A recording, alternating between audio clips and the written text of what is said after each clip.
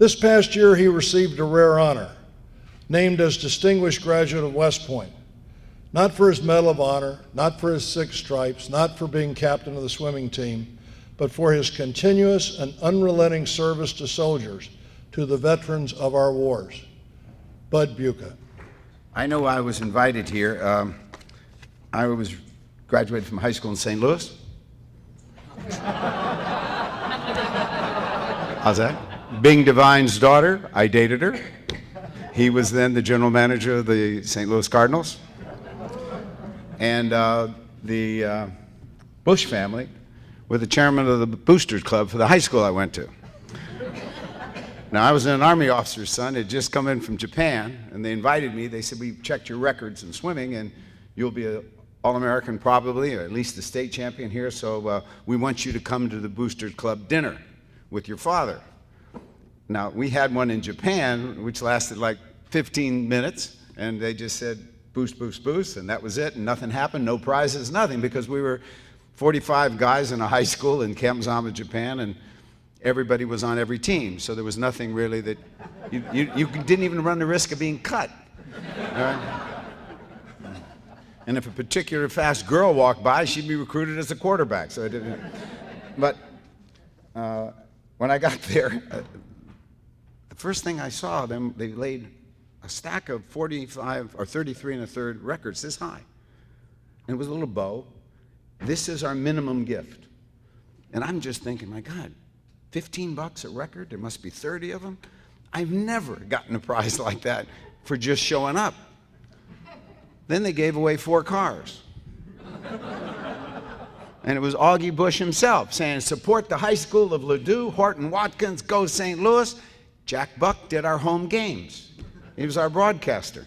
So that's why I was invited here. They needed some leavening of the group that's biased. No, I was asked by John and to come and say a few words in anticipation of what I might say tomorrow. And tomorrow I would never be presumptive enough to come before you and say I have anything to teach. But I have something to share, and I would like to call it, for lack of a better way, one soldier's view of the mental maladies that result from the service in war, to include PTS and suicide. And I'd like to share my own experiences with both, and I will do that tomorrow. Today, I have another mission, and I was asked by a new Assistant Secretary of the VA to do this, Dr. Linda Schwartz. She said that we have been fighting for decades to get doctors and healthcare professionals conduct research. Anywhere we could get them to do it, we asked them to do it. And Carl told us a little of the efforts about the research that's being done. The difference is now we need to use that research. We've got to put it to work. We can't just hide it, waiting for the next chapter or the next honor to be given. We have to get it out and make sure all of the healthcare professionals understand what you have developed and what you've discovered and what you've learned. And I give you just 2 examples. This is a book put out by the Vietnam Veterans of America. It's dedicated to Agent Orange. And inside it are 2.5 pages of presumptive maladies, diseases that can be traced back to the exposure to Agent Orange. What is their problem with this book? They can't get anyone to take it. The hospitals don't want it. Clinics don't want it. They say, what is this? And so it explains a very simple connection between military service and some horrific maladies that can, in some cases, be passed down not to the succeeding generation, but skip a generation and go from grandparent to grandchild. And if you knew that, just think how more informed your treatment would be. And maybe you can teach us what this knowledge can teach others. So it's not a challenge of spending money. It's not a challenge of doing something rare. It's a challenge of accepting a book with information in it that others have discovered. Linda Schwartz gave me this little book. She was the director of Veterans Affairs in the state of Connecticut. And when you live in Connecticut and Linda Schwartz calls you and you're a veteran, you show up. And she called me and she said, I'd like to see you at 11. I said, my God, it takes me longer than an hour to get there. I went. And she said, here's a bunch of books. She gave me 3,000 of these little books, these little flyers. This is with the American Academy of Nursing, who are asking the same thing that the Vietnam veterans are. Have a simple question for every internist who's meeting their patient. And that question is, have you ever served? And if someone says no, well, has anyone in your family served? Not just, do you chew your fingernails? Have you ever wet the bed? These are all the questions they ask. Have you smoked marijuana? Have you done cocaine? They ask you everything.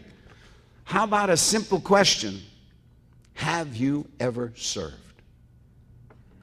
And if they say yes, just this little book alone gives you 2 pages of maladies about which one can question people. So it's not just conducting the research. The challenge now is all the wonderful things that you've accomplished. How do we get other professionals to take advantage of that in treating their patients? Because if the VA can do this, and the VA can challenge their doctors to use the information they've found to better the lives of veterans and their families and their loved ones, surely the civilian sector can do it as well. Ladies and gentlemen, it's a pleasure to be with you. I look forward to learning more tomorrow. I'm going to get several of these books, Bob, and I will have several thousand delivered up here, and we'll see if we can deliver them through the Bay Area. And we'll get several thousand of these. The Vietnam Veterans of America will be ecstatic because they have millions that they can't pass out. And maybe this way, in our own small way, we can contribute to the betterment of the health care that our veterans and their families receive. Thank you very much. And I'm very pleased that Bob Obama's conference could bring Secretary Gibson here to see their accomplishments in a visit he made today. And thank you, Mr. Secretary, for joining us this evening and tomorrow. It's my great pleasure to introduce to you the Deputy Secretary of the VA, the Honorable Sloan Gibson.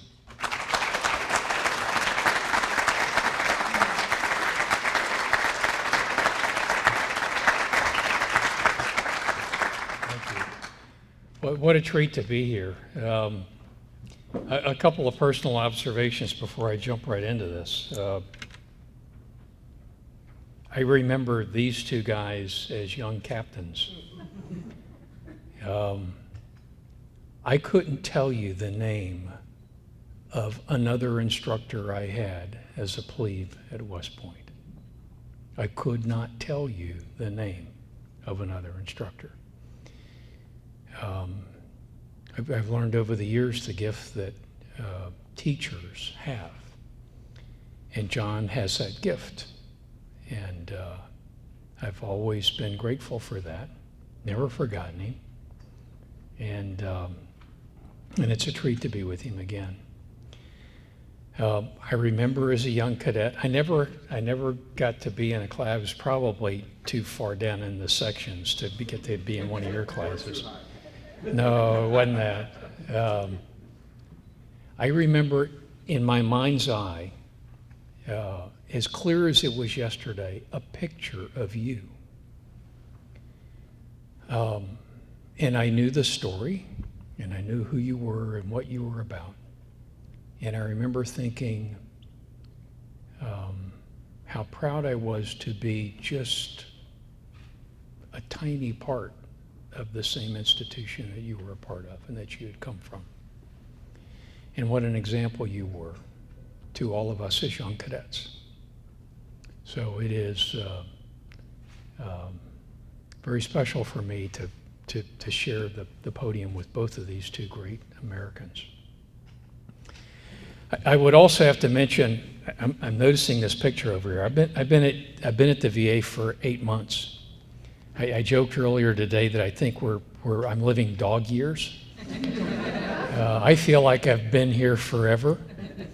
I spoke at an evening gala event for the Paralyzed Veterans of America last week, and that picture was in the program. And I remarked to the audience, I said, my wife saw it and wondered who the young guy was in the picture. It's been quite an 8 months, and I can't imagine being anywhere else right now. Last year, I went to the first home football game of the season up at West Point. My classmate, hard to believe, guys, I know, my classmate Bob Caslin's the soup, and Bobby had invited me to come up. I was still at the USO, and we stayed with there at the quarters, and they do a tailgate thing next door inside the tent before the game, and so I went in and I was seated. They had assigned seats and everything, and so I went and found my seat. And I was sitting next to a young Army sergeant first class. His dad, Craig, introduced me to his son, Corey Remsburg.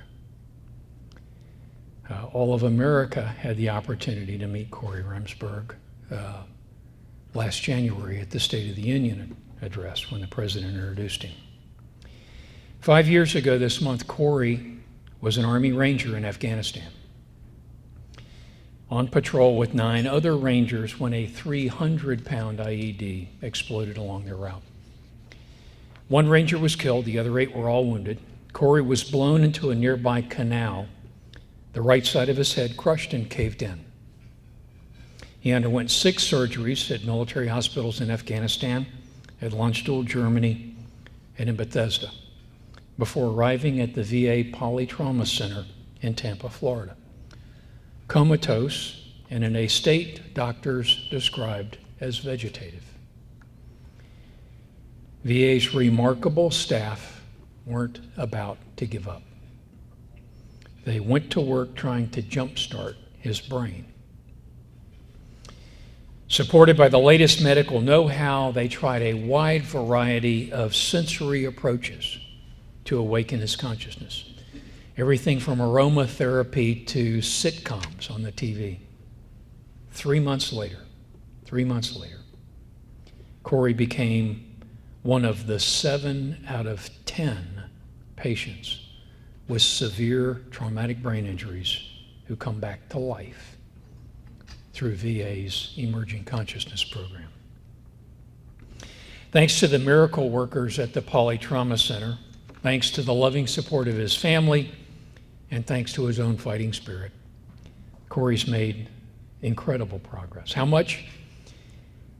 His proud dad, Craig, emailed me a few months ago to tell me that Corey had just walked a full mile without crutches or a walker.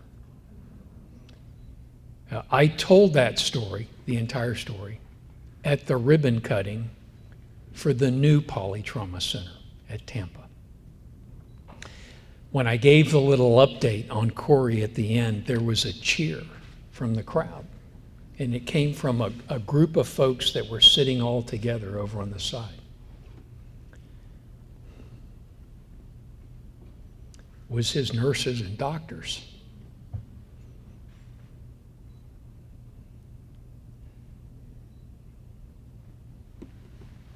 I thought I could do that. It was his nurses and doctors that had taken care of Corey while he was there, and had basically become part of his family. I'll offer a little digression here, and I'll touch on some of this later. The San Francisco VA that I had the chance to visit today, it was the 20th VA Medical Center I visited in the last 4 months. Everywhere I go, and every visit that I make, I visit with as many employees as can crowd in whatever room it is, the biggest room that we've got. And what I find in every single location are men and women that care about the mission, that want to do the right thing, and that work really hard taking care of veterans day in and day out. I told the president in the Oval Office when he asked me to be the acting secretary, and I told the Senate and the House when I went to testify a couple of months ago, that I thought we were faced with the greatest opportunity in the history of the department. But we had to seize that opportunity. And if we did, that we could make the most profound change in the care that we deliver to veterans in the history of the department. Sometimes I have reporters, when I talk about that, ask me, what makes you think you can change VA? And I point to the employees that work there. That's the reason why. Because if it wasn't for them, I wouldn't know where to even start. They're amazing men and women, and you've heard and seen and know many of them. Back to the script. VA is the second largest federal department. We have over 340,000 employees serving our 22 million veterans around the country. We provide $66 billion in annual compensation for disability, dependency, and indemnity. We provide $10 billion in educational benefits each year. We guarantee 2 million home loans with the lowest foreclosure rate and the highest satisfaction rate in mortgage lending. We're the nation's 9th largest life insurance enterprise with $1.3 trillion in in-force coverage and 6.7 million clients served. We operate the nation's largest cemetery system with 131 cemeteries that earn the highest customer satisfaction ratings of all major public and private enterprises in the U.S. And no, we don't survey the people that are buried there. This is the survivors that are giving us that feedback.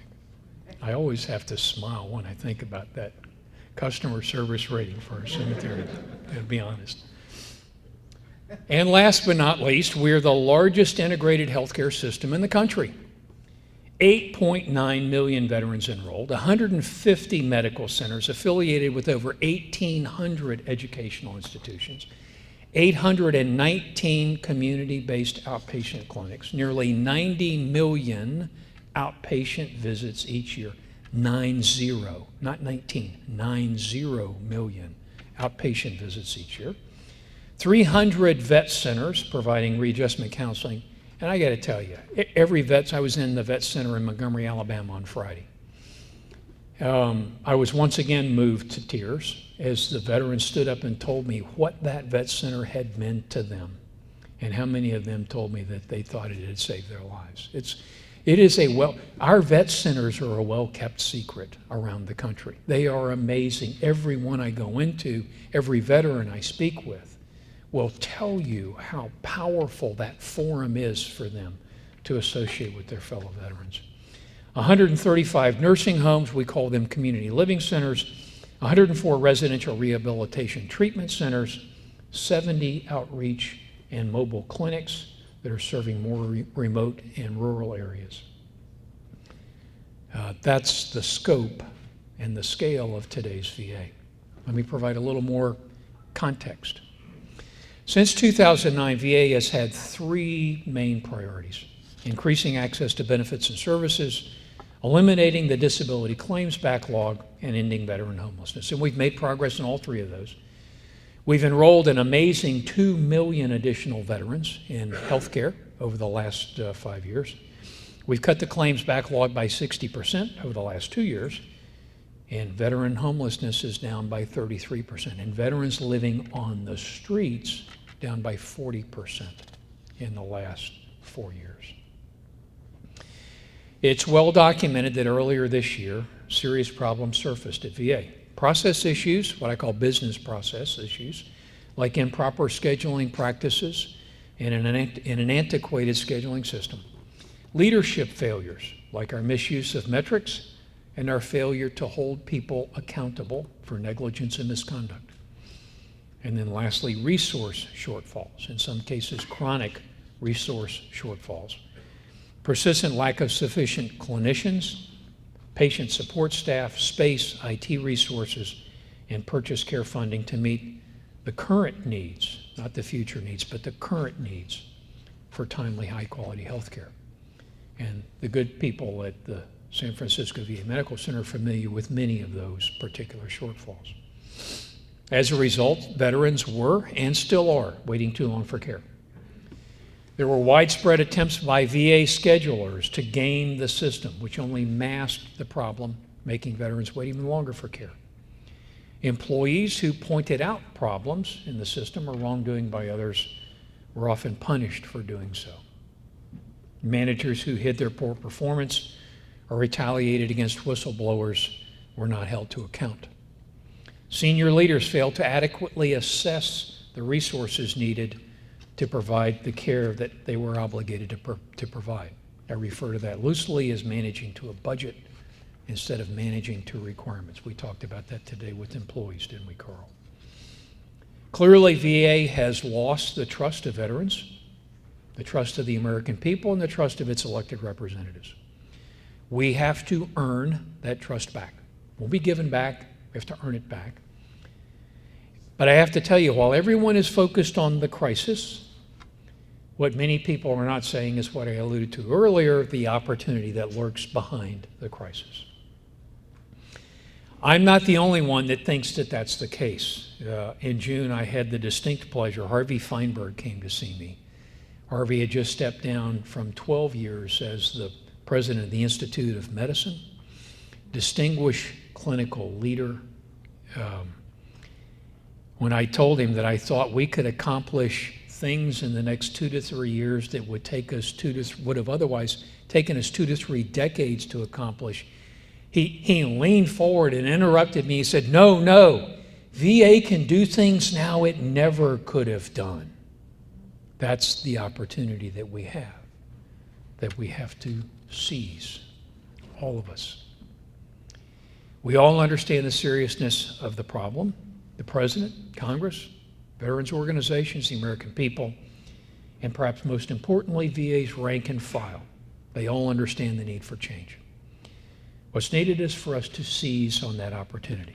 So, how are we going about that, generally speaking? In early June, I started making the rounds of VA medical centers, seeking on-the-ground truth. I didn't know any other way to lead other than go out and get out in the field and talk to the troops. I mean, that's the way you guys taught us to do it. What struck me was the contrast. First place I went was Phoenix. I thought that was probably a good place to start. What struck me was the contrast between Phoenix and where I visited the very next day, San Antonio, Texas. In Phoenix, I spent an hour listening to employees share their frustrations. Surgeons, nurses, physical therapists, IT technicians, custodians.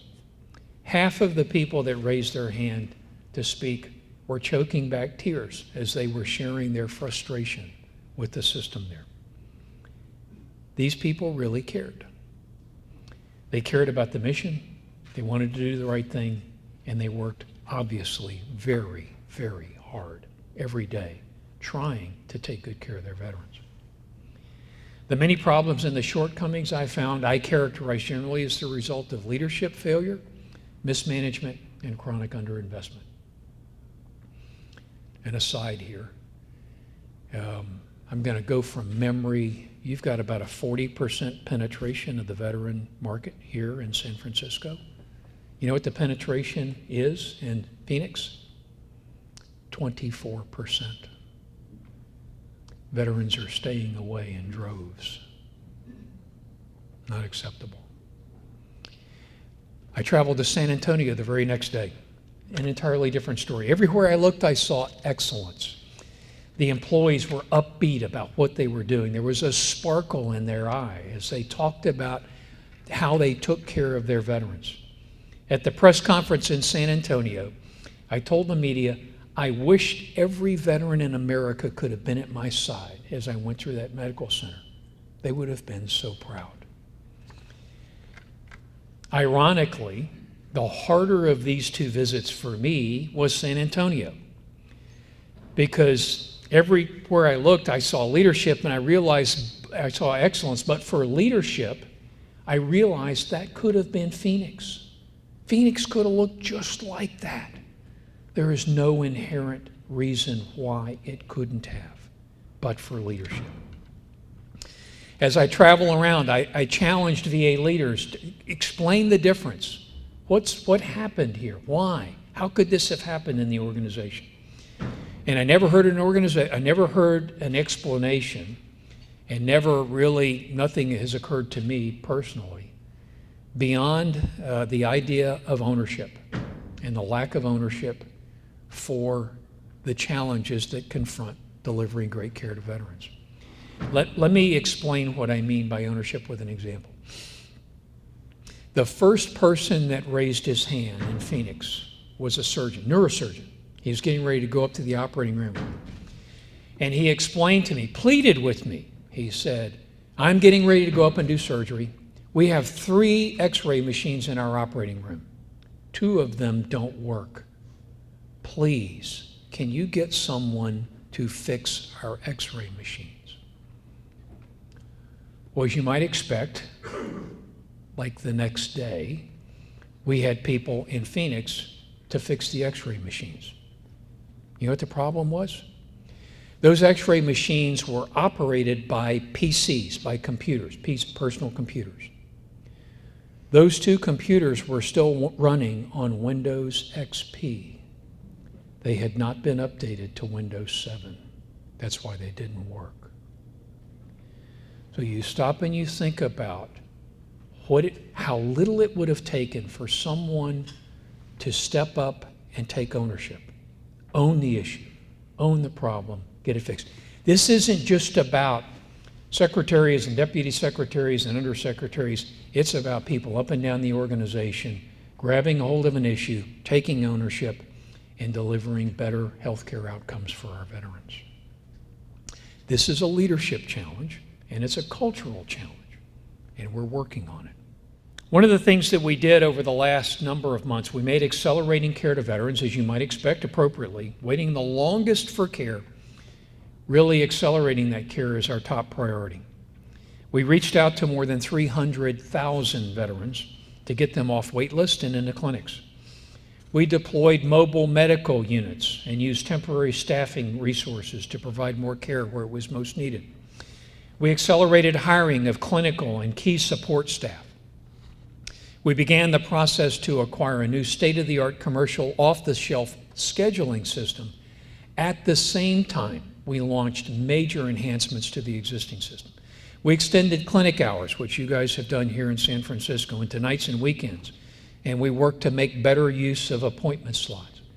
We started work on a more robust system for measuring patient satisfaction, which I think is vastly superior to gauge the quality of care and access to care than any kind of arbitrary wait times. We increased referrals to the private sector by 369,000 over the same period in 2013. This is the period from about the end of May until the end of September, those few months. 369,000 additional referrals into the community for care. Each one of those referrals on average results in 7 appointments. That's approximately 2.5 million additional appointments for veterans for care in the community over and above what we delivered in 2013, just in that few month period. We suspended all the VHA Senior Executive Performance Awards for fiscal 14, and we removed the wait time metrics from literally 8,000 individual performance contracts had wait time metrics in their goals, which basically caused people to be tempted to game the system. We began posting regular, detailed data updates showing wait times and care quality for every single medical center in VA. I personally, as I mentioned earlier, visited 20 medical centers to see firsthand what we were doing to accelerate care, to get veterans off wait lists and into clinics. And at every one of those locations, met with employees, did press conferences as part of the kind of openness and transparency that we have to pursue in VA. I made several senior leadership changes during that short period of time. Dr. Carolyn Clancy was tapped to be the interim Undersecretary for Health. Carolyn, if you don't know, the former Director of the Agency for Healthcare Research and Quality at the Department of Health and Human Services, highly respected clinical leader. Dr. Jerry Cox was tapped to become the interim director of the Office of the Medical Inspector. Jerry came to us from the Air Force, where he was the Assistant Inspector General, from the Navy. He would hate me for saying Air Force. Assistant Inspector General of the Navy for medical matters. I worked really hard and recruited John Perlin to come spend a couple of months with us as a senior advisor. John, former VA Undersecretary for Health, currently the Chief Medical Officer and President for Clinical Services at HCA, one of the largest hospital chains in America. I also brought Lee Bradley back to VA. She's a former general counsel. At the time, she was the head of the Department of Defense's ethics practice. Lee came in to head up accountability actions for us at VA. The President soon nominated, and the Senate quickly confirmed, former Procter & Gamble CEO Bob McDonald to be the Secretary of Veterans Affairs. Bob and I, as I think was noted earlier, Bob and I are classmates, but not only classmates. Bob and I served on the brigade staff together. Our rooms were right next door to each other. We sat across the mess hall table directly from each other, 3 meals a day for our entire senior year. Last summer, we were out here with our spouses and 2 other classmates and their wives in Sonoma, drinking wine and eating good food and enjoying a vacation together. So imagine the small world that we're experiencing right now. Bob is a proven leader. He is an extraordinary manager. The guy's got the strongest moral compass I've ever seen. He's always had that. He had it when he was 21 years old. I've done interviews with magazine newspapers back when Bob was at Procter & Gamble and told them the guy hadn't changed in 40 years. It's the same guy I knew when we were both 21 years old at West Point. Hadn't changed a bit. His executive skills and his values are exactly what VA needs right now. Since his arrival, we have moved out smartly on 3 fronts. First, rebuilding trust with veterans and other stakeholders. Second, improving service delivery, focusing on better veteran outcomes. And third, setting the course for longer-term excellence and reform. We've recommitted the department to our mission, to care for those who have borne the battle, and to our values, integrity, commitment, advocacy, respect, and excellence. I care. We all wear this now. We're also working hard to create a climate that embraces constructive dissent and welcomes critical feedback, and also ensures accountability for misconduct or management negligence have occurred. I talk about that as being willing, having people that are willing, not just afraid, but anxious to raise their hand when they can offer up suggestions for how we can do things better, how we can deliver better veteran outcomes. In the arena of accountability, as investigations have been completed, personal actions have been announced. You've seen some of those in the papers, including a number of senior executive removals. Many investigations are ongoing. The VA Inspector General, the Department of Justice, the FBI, the Department of Special Counsel. In each case, as the investigations are completed and the evidence is delivered, my promise is that we will take appropriate action in every case. It's a vital part of changing the culture. As we move forward, our focus is on what Bob and I call sustainable accountability. It's emphasizing just as much finding those instances where great work's being done and recognizing those as it is finding and holding people accountable for misconduct and negligence. We've also have to change our hierarchical culture. Bob is famous for telling everybody, call me Bob, I'm Bob, for giving his phone number out at a national press conference. I haven't done that yet. I'm not going there. And he hasn't asked me to yet. And we've got work to do to refocus the entire department. We talked about this a good bit today during our visit on delivering veteran outcomes and making the veteran the center of everything we do, every thought we have, everything we do, every decision we make. As we refocus the organization, we apply 2 very simple tests to everything we do and every decision that we make. First, and you'd be surprised how often I pull these out at a meeting. First, we do the right thing for veterans. Second, We are the best stewards we can be of taxpayer resources.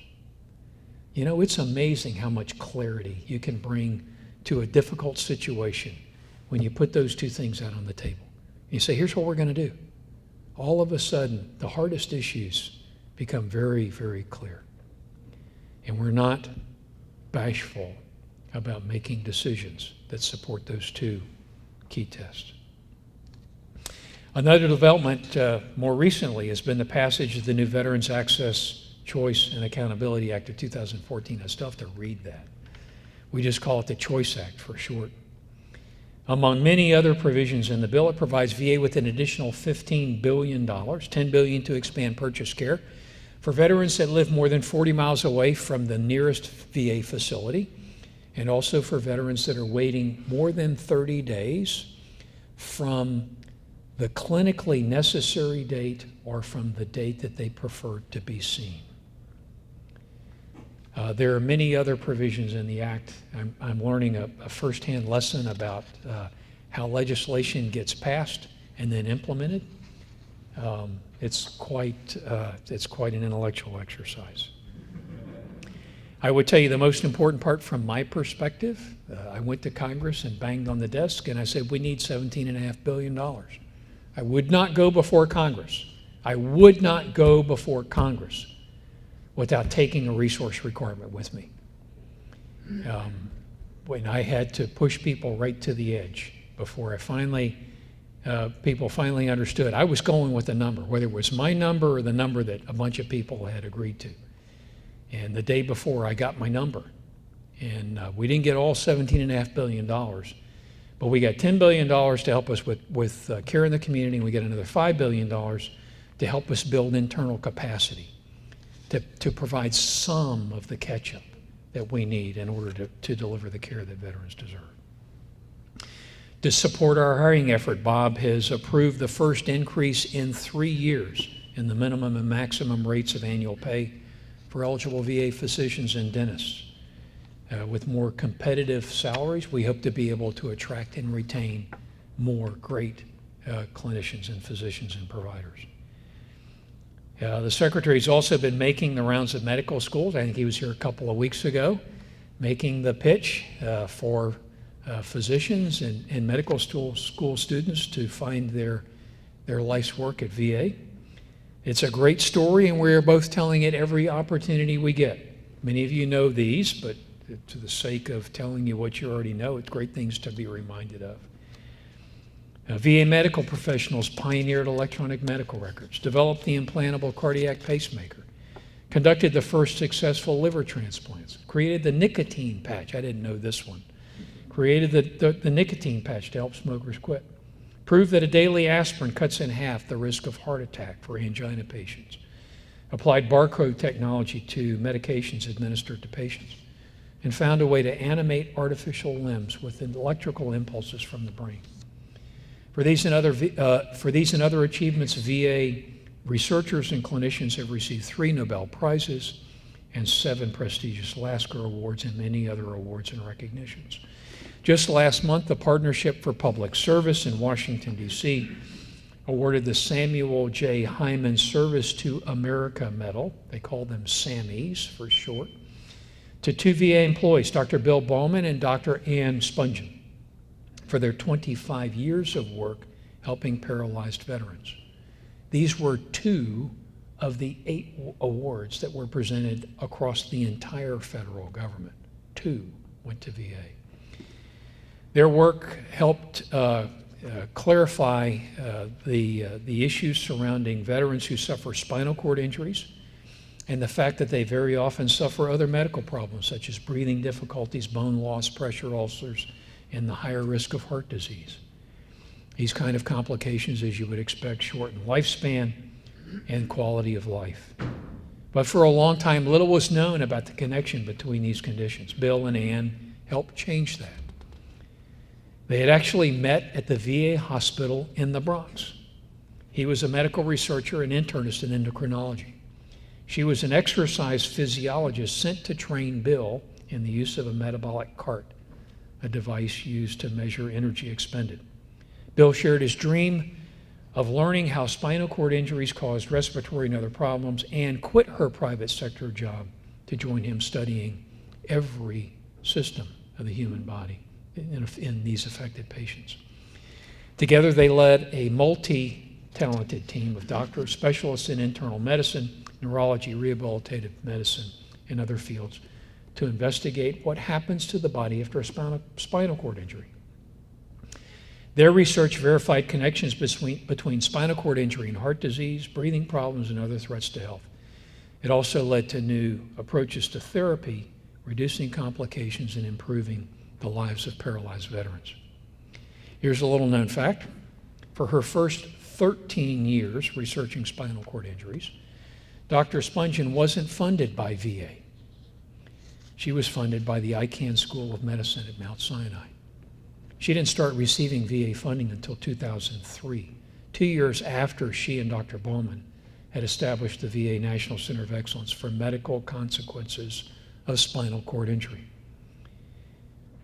where they recently tested, it's amazing, I've actually seen this in operation, they recently tested a new bionic system that enables a person with paralysis to stand, walk, and even climb stairs. I'm told that the most profound impact is the ability of a paralyzed person to stand up and look another person in the eye.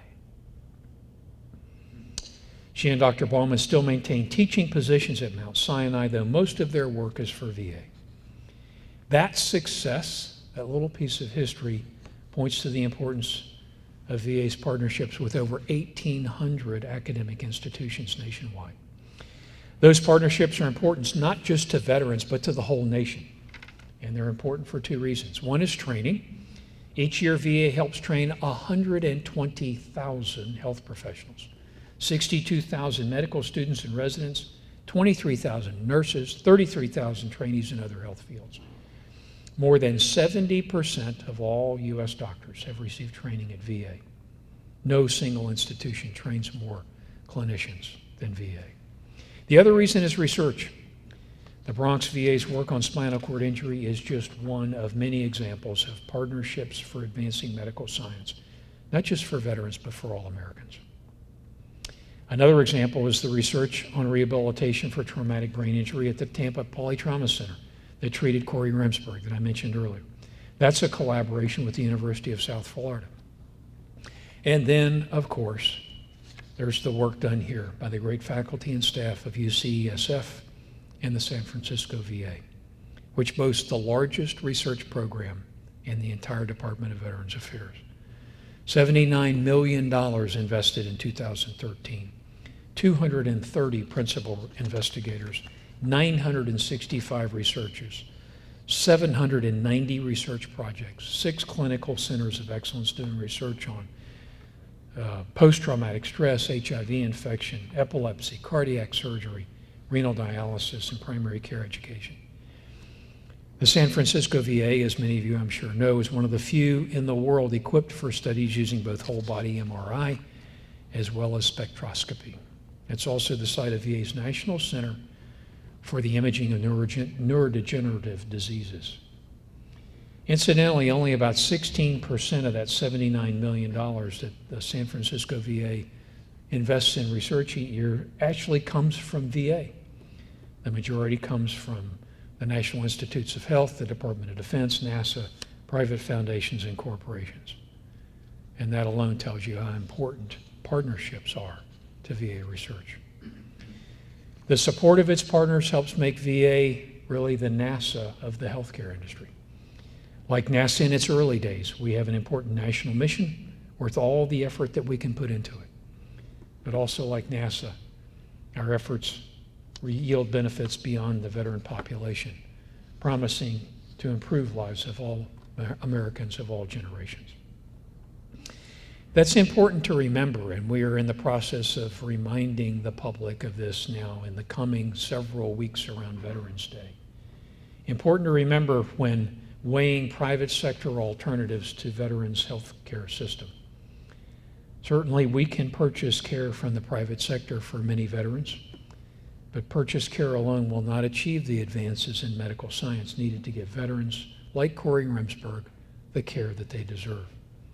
Nor will it benefit the nation and frankly the world through those same advances. In closing, my thanks to Dr. Grunfeld, to Bob Obama, to my old friend John Swenson. Special thanks to General Mike Myatt and the Marines Memorial Association for hosting this event tonight. Thank you, sir. And finally, thanks to all of you. It is humbling to come out into a community, a great community like San Francisco, and see the work that all of you are doing together to help our veterans. Humbling and very important. You know, I was telling somebody the other day, the greatest ambition I think any of us can aspire to is to make a difference, to leave things a little better than we found them. And clearly, you all are doing that here in San Francisco, and by extension, for veterans all across the country. Thank you all very much. Thank you.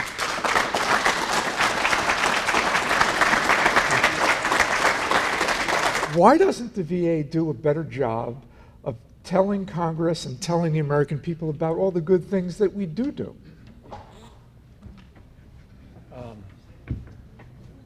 Yeah, that's a great question, Carl. I came into VA 8 months ago with that very specific issue on the shortest of lists for my attention. I would tell you, I think we got into a habit of I've equated it in the past. I'll probably get in trouble using this analogy.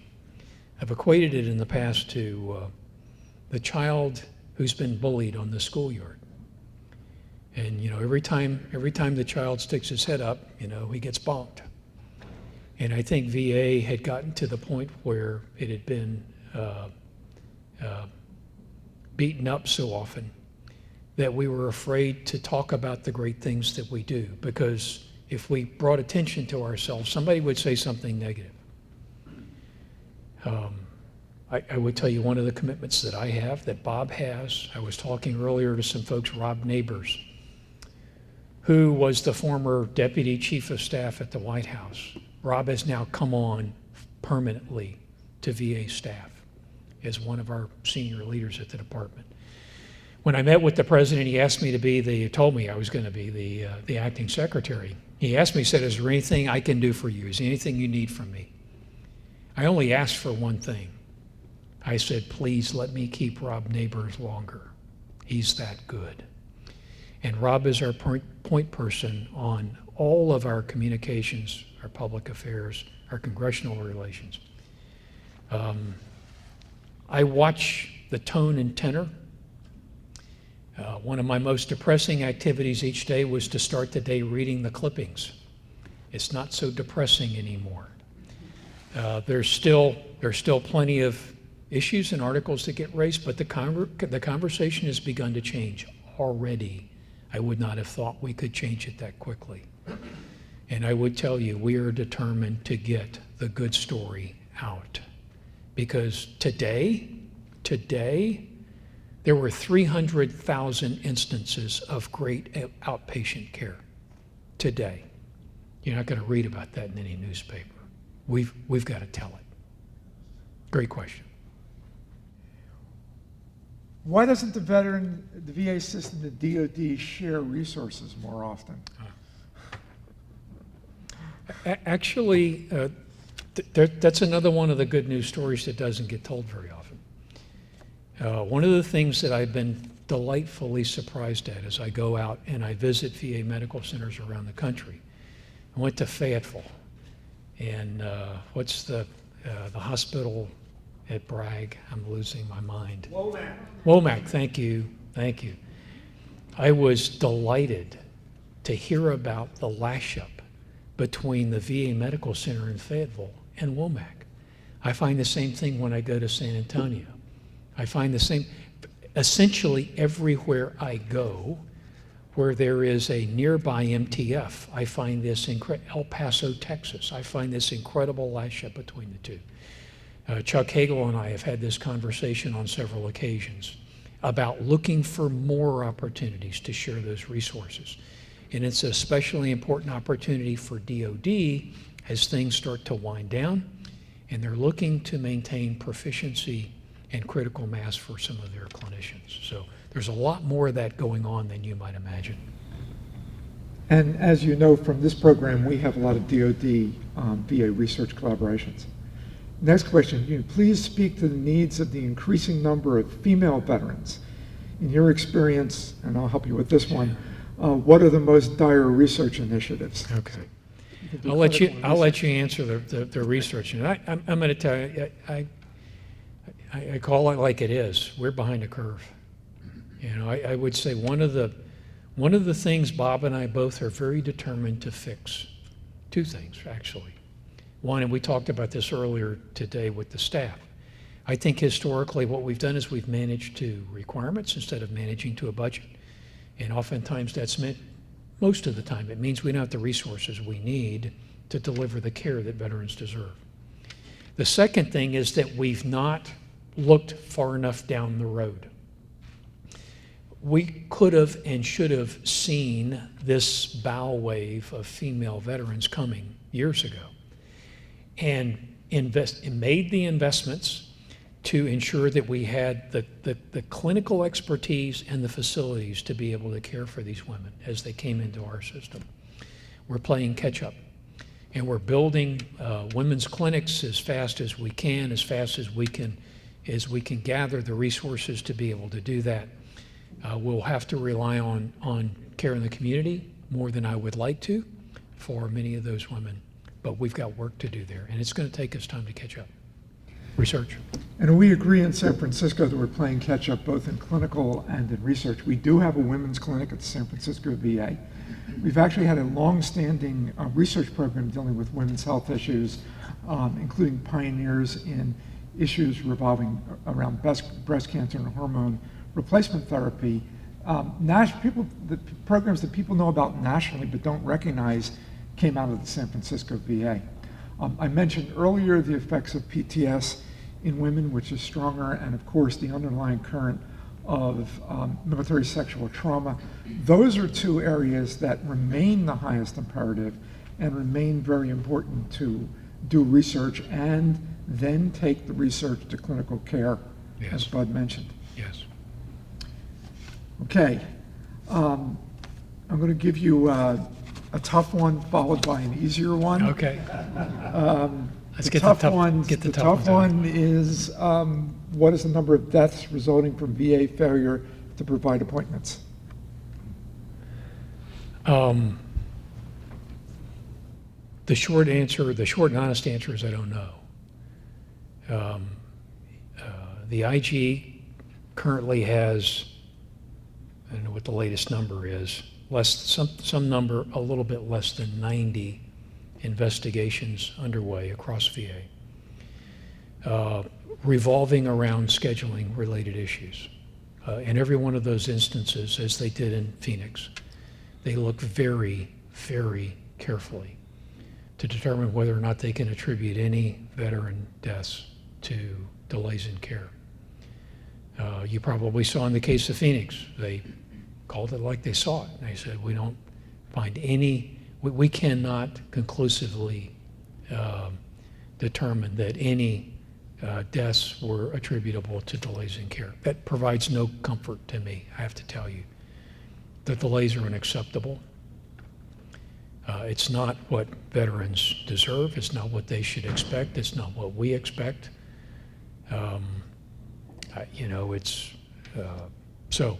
We'll see as the IG continues to do their investigation. And you should know there are clinicians on the IG staff. They go and they dig into thousands of medical records in Phoenix, as an example, to try to determine causality. It's a very difficult thing to do. But again, it's no small comfort. The issue is veterans are waiting too long for care. Veterans are still waiting too long for care. And we've got work to do to accelerate care to those veterans. So the next one is easy because you even don't have to answer it, but I think it would be a fun thing to ask. The question is, how many in this room have provided one-on-one counseling to combat vets? Raise your hands. Okay, so what is remarkable about this, for those of you who aren't facing backwards in direction, is that it's a very high percentage of the San Francisco VA staff that's here, but also an extraordinary percentage of veterans themselves who are not associated with the VA. And this is something that we all need to remember and we all need to take advantage of. And we invite all of the local veterans to come to the VA and help us do that. How could community, based upon what you said, how could community doctors participate in order to take care of more veterans? And this comes from a community doctor.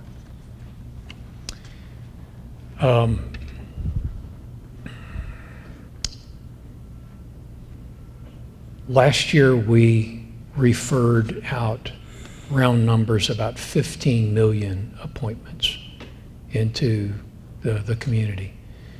Last year meaning 13. 14, I'm going to guess the number somewhere around 18 or 19 million because of the dramatic acceleration we saw in the second half of the fiscal year. With the Veterans Choice Act, I expect that in 15 we will see that number grow even more. I can't imagine providers in the community that aren't being reached out to either by VA directly or by third parties that are working to build networks to help care for veterans, either under the PC3 program or under what will be coming under Veterans Choice. So please, if you aren't being reached out to, if you aren't being contacted, let me know. Send me an email, sloan.gibson@va.gov. I do give out my email address. So with regard to the person who asked about nutrition, research come up to me later. We actually do have a major program on wellness and nutrition and post-traumatic stress. And now, in case you're wondering that only the people who talked to you earlier on in the day were interested in this issue, the last question will be is how can you advance the initiative of relocating San Francisco VA and NCIRE research to Mission VA, the research and global epicenter of life sciences around UCSF?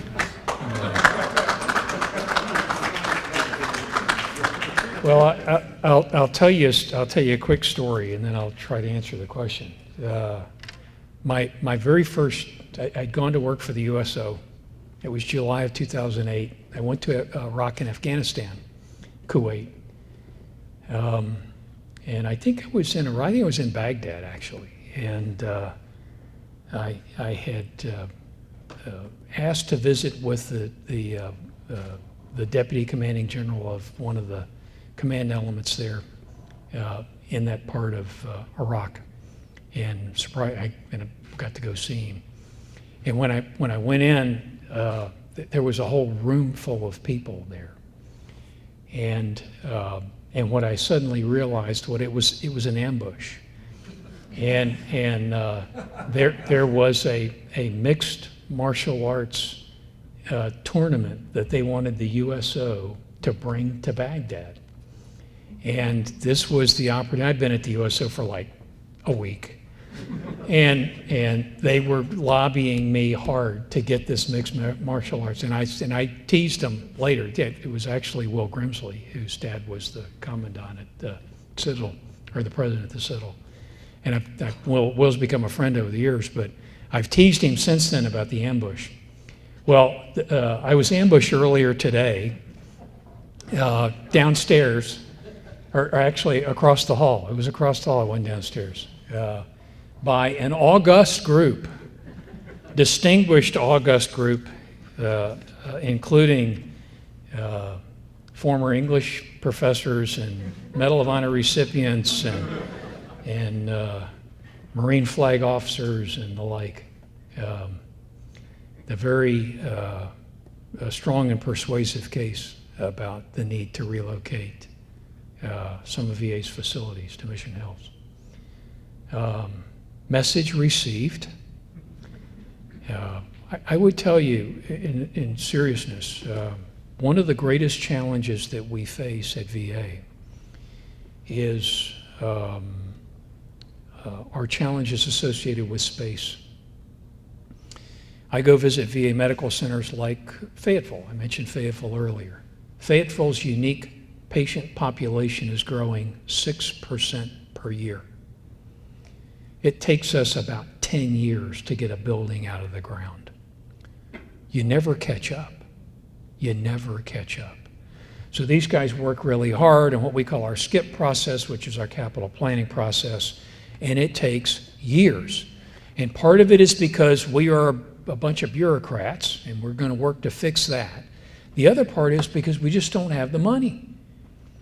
I think our entire major construction budget in 15, somewhere around $500 million. That doesn't get us, we've got dozens and dozens and dozens and dozens of major projects in the prioritized list. This doesn't get us through number 10.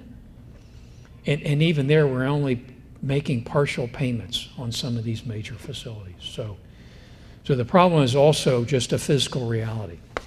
Now, there are some accounting issues, if you will, some financial legerdemain that we're going to try to work at to see if we can't do something. I understand the importance of this. I understand how important it is to the long-term viability of this extraordinary research environment and clinical environment that's been created here in San Francisco. So we're going to work at it, okay? I wish I could give you a promise, but I can't. Thank you, Secretary. Did I do it? Thank you all. Thank you very much.